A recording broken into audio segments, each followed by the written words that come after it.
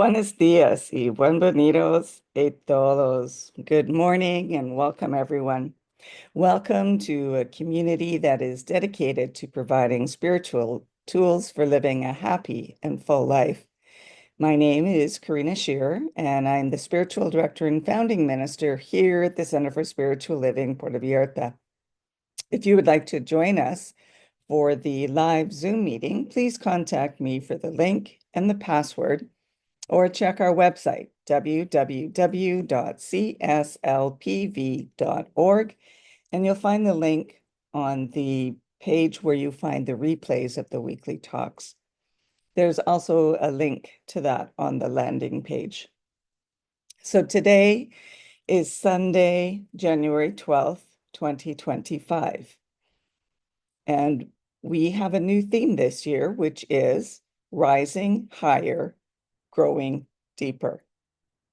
The topic for this month of January is Stretching into Possibility. And today our topic is Making Space for It. The suggested reading for this month is The Science of Mind by Dr. Ernest Holmes. So at this time, I'd like to once again truly welcome everyone, including those that are new to our teaching and to our center here in Puerto Vallarta, whether you're on the live Zoom call or watching the replay at a later time. Welcome to 2025, a new year and a new opportunity to rewrite the life that you desire. We teach a philosophy that honors all faith traditions. So whatever path you are on, know that it is the right one for you. And please know that everyone is welcome here. We value each and every one of you. As I mentioned, we teach a philosophy called the Science of Mind, and it's a teaching based on new thought and ancient wisdom. We offer spiritual tools and principles to promote personal growth, and we honor diversity in all aspects. When Dr. Ernest Holmes first founded this teaching in the 1920s, he had studied both Eastern and Western spiritual texts in order to focus on the individual use of thoughts and this powerful thing called the mind. When asked to provide a concise definition of the teaching of science of mind, he replied that it is a correlation of laws of science, opinions of philosophy, and revelations of religion applied to human needs and aspirations. So each week, we offer a service with an inspirational message. And we offer the Zoom meeting at 10 a.m., and we will resume meetings Sunday at noon at Cafe La Ventana. After service, whether it's online or in person, hang out with us afterwards and enjoy some great conversation with like-minded people. So as we do each week, let's review our purpose, vision, and mission statements. We have a grand purpose each week, and that is to awaken and celebrate diversity and to love and serve our community. We do this by means of our vision, creating the life you desire. And this is supported by our mission to provide spiritual tools for personal growth and transformation. And more on all of these can be found on their own drop-down section on our webpage. So if you want to read more on our vision, mission, and purpose, then please check that out. So today, let's explore practical ways to clear mental and emotional clutter so that we can create room for new possibilities to emerge. Embrace the power of mindfulness and intentional living so that we can cultivate a fertile ground of growth and transformation. Dr. Ernest Holmes wrote this: "We do not create laws and principles. but discover and make use of them. So it's been quite the journey so far. Our work at any point in our spiritual journey is to recognize the connection between our current life experience and how we are co-creating it through the law. In this awareness, we can fully embrace the power of our mind, our thinking, our thoughts, and our beliefs. When we have a passive relationship with our thinking, our thoughts are not intentional. They become reactions to something in front of us, something from our past, or a concern about our future. Regardless of the stimulus, whatever we consistently hold in mind is what we are placing into the law of creation. It's wise then to stay present to what we are thinking. Let us come to grips with our mind, both its conscious and default tendencies, and see how we can move ourselves into intentional co-creation. While it's true that we are influenced by outside circumstances, such as feeling hot on a sweltering day or cool on a cooler day, our true power lies not in control or not in controlling external conditions, but in mastering our thoughts and beliefs around those conditions. The creative law responds to our habitual thinking. It shapes our lived experience according to the sum of our thoughts, our ideas, beliefs, and our opinions. There isn't a single perfect thought to hold, but rather it's crucial to become aware of our thoughts that we are having and recognize their impact on our reality. So if you recall, well, you probably may not even know, but I was very sick for the first week of the year. Hence, there was no message last week. I couldn't eat much, and what I did consume was quickly eliminated. It's not just food that we eat, but it's also our thoughts and our ideas. Last month, you may recall that I was undergoing a treatment on my face and upper body to eliminate damaged skin. It was very painful, but a necessary process. And this past week, I also received cryotherapy treatment to eliminate deeper skin issues that weren't completely resolved last month. Digging deeper. I see this as an external process of the internal stuff that I've been working on. And truly, a clear display of creating with the law, whether I was aware of it or not. So understanding this connection is key to grasping how the thing itself works through us.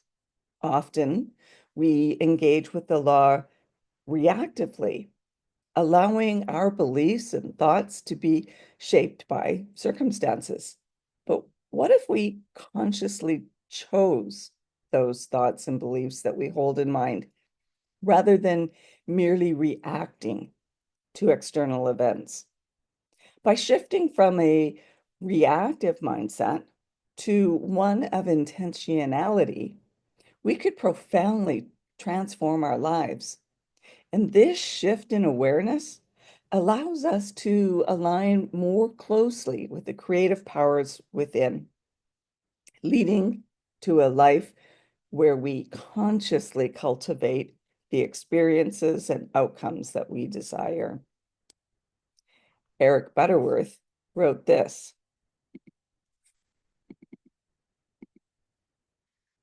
when we turn within, centering our attention on God, the center and source of being, There will come a moment of faith's fruition, and that which you perceive inwardly, you will soon be seeing in the light of day.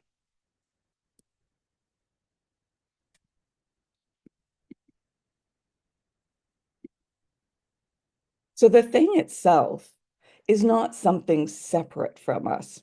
It is us. Yet the question remains, how deeply are we aware of this truth? Do we genuinely believe that the infinite power of creation is woven into the very fabric of our being?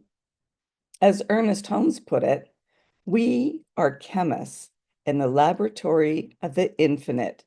What then shall we create? This realization invites us to reflect on the degree of our awareness and our beliefs. Are we fully embracing the creative power that resides within us? Or are we still seeing ourselves as separate from the divine source? Our spiritual journey challenges us to expand our awareness, to truly believe and act from the understanding that we are one with this creative force, and to consciously choose what we wish to bring into our lives. We've been working with the law throughout our entire existence, even if we were unaware of it.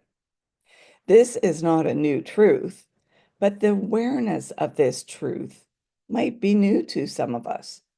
The law of life is always in motion, responding to the thoughts, beliefs, and feelings that we impress upon it, whether consciously or unconsciously. By making space within ourselves to become more aware of how we influence this law, we open the door to powerful life shifts. This awareness isn't about judging or reacting parts of our, or judging or rejecting parts of ourselves, but about creating a safe, kind space where we can embrace all that moves within us, even those thoughts and emotions that may not align with what we truly desire. And in doing so, we pave the way for a deeper understanding and transformation. The act of making space allows us to consciously engage with the creative process, turning reactive patterns into intentional, life-affirming choices. Ernest Holmes wrote this: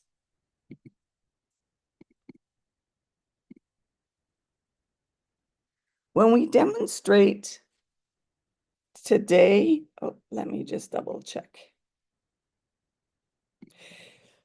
Sorry. Ernest Holmes in The Science of Mind wrote, what we demonstrate today, tomorrow, and the next day is not as important as the tendency which our thought is taking, the dominant attitude of our mind. In everyday things, uh, if everyday things are a little better, a little happier, a little more harmonious, a little more health-giving and joyous, if each day we are expressing more life, we are going in the right direction.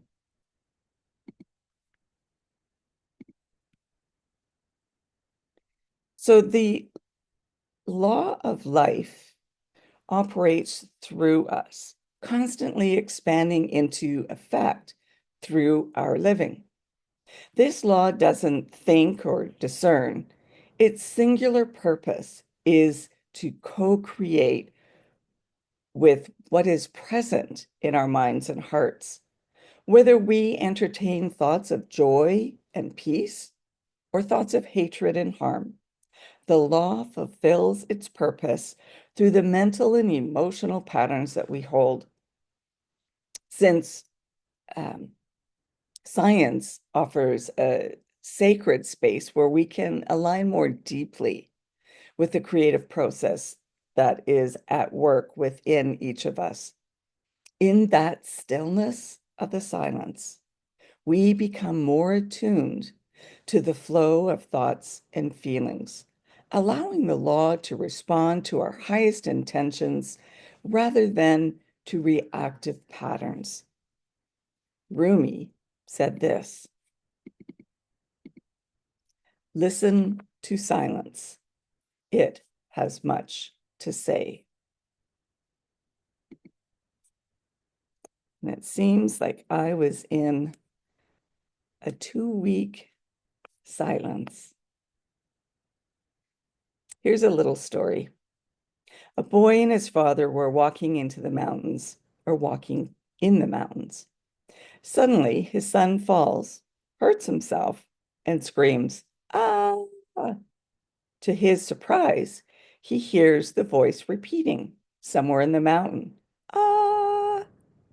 Curious, he yells, "Who are you?" He receives an answer, "Who are you?" Angered at the response, he screams, "Coward!" He receives the answer, "Coward." He looks at his father and asks, "What's going on?" The father smiles and says, "My son, pay attention." And then he screams to the mountain, "I admire you." The voice responds, "I admire you." Again, the man screams, "You are a champion." The voice responds, "You are a champion." The boy is surprised, but doesn't understand. Then the father explains, "People call this an echo, but really, it's life. It gives you back what you think, say, and do. Our life is simply a reflection of our thoughts. If you want more love in the world, create more love in your heart. If you want more competence in your team, improve your incompetence. This relationship applies to everything in all aspects of life. Life will give you back everything you have given to it. Your life is a reflection of you. And one single thought may not create or destroy an experience, but our repetitive thoughts are powerful forces that shape our reality over time. And we don't need to police every single thought or word that comes to mind. That would be exhausting and counterproductive. Instead, the sum total of our thinking is often reflected in our emotions. Our emotions serve as a barometer for our mental health. When we pay attention to our emotions, whether positive, neutral, or negative, we can trace them back to the thoughts that preceded them, gaining insight into the patterns shaping our experience.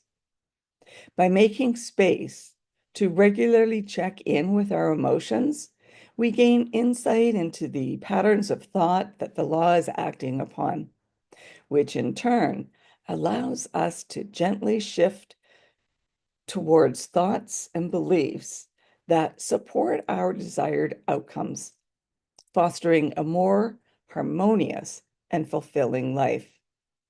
And it's apparent to me that over the last couple of months, my thoughts have clearly needed to be cleaned out, as almost like a pre-spring cleaning, if you will.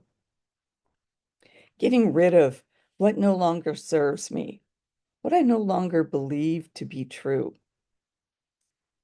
And it showed up or manifested physically.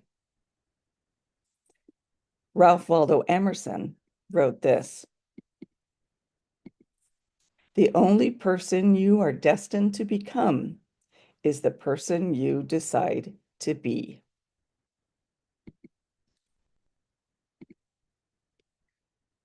So who do you want to be? This week, I invite you to deepen your awareness by engaging in a simple yet powerful practice. This week, take some time each day to sit to the prompt. What I know to be true about myself right now is, and write that down, just as it comes to you. Don't worry whether you like what idea comes to you. Just write it down. Just simply let it flow.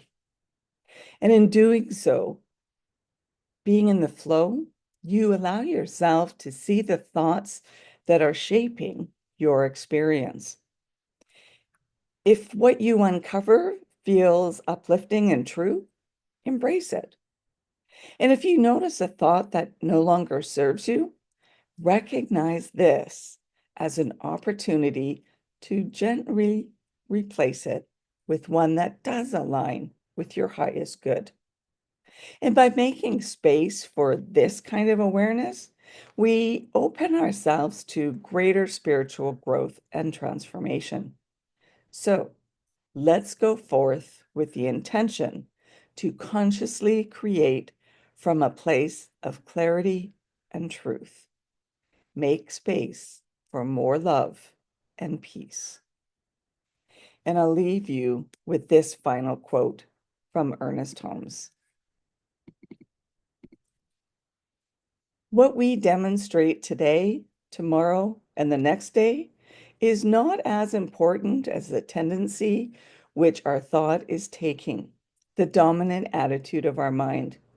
If everyday things are a little better, a little happier, a little more harmonious, a little more health-giving and joyous, if each day we are expressing more life, we are going in the right direction.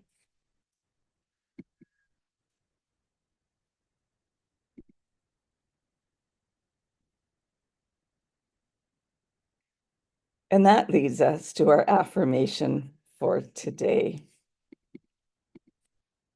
I embrace divine guidance and the profound peace it brings.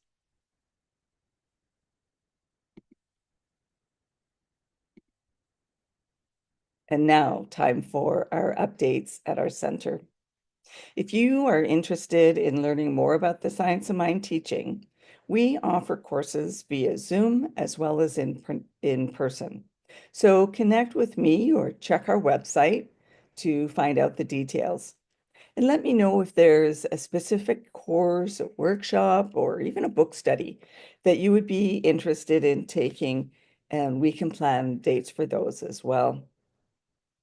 If you would like to have a one-on-one connection for a spiritual mind treatment to assist you with whatever is going on in your life or that you would like to experience more of, then please connect with me and we can make an appointment for that as well.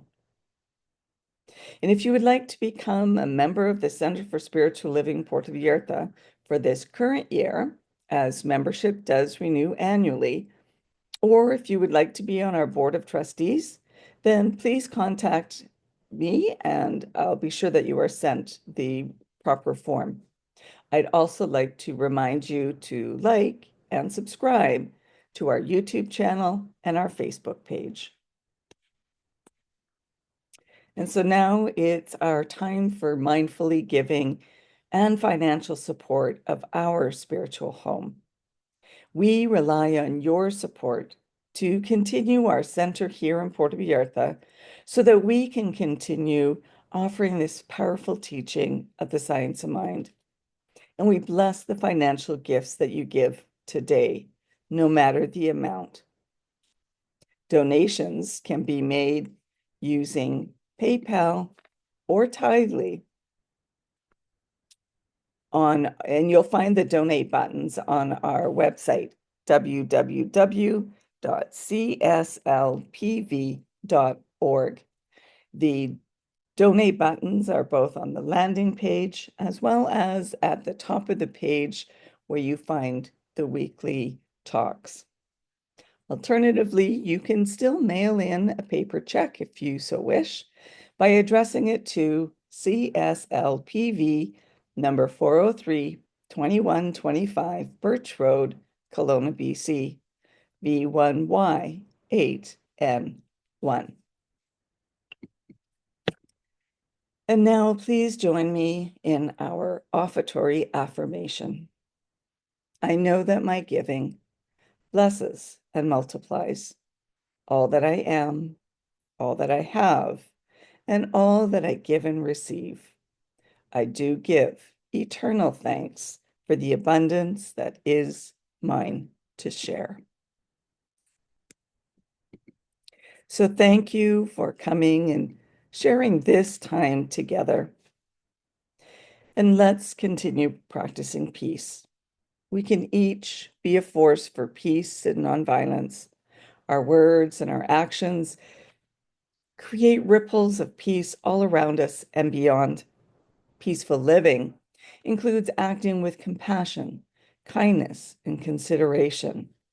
And it also includes standing up against injustice. And on that note, I'd like to just send out more love, kindness, and compassion to those in California at this time and those everywhere in the world that are in the midst of something uncomfortable or discomforting. May you find peace and love. Blessings to all. Namaste.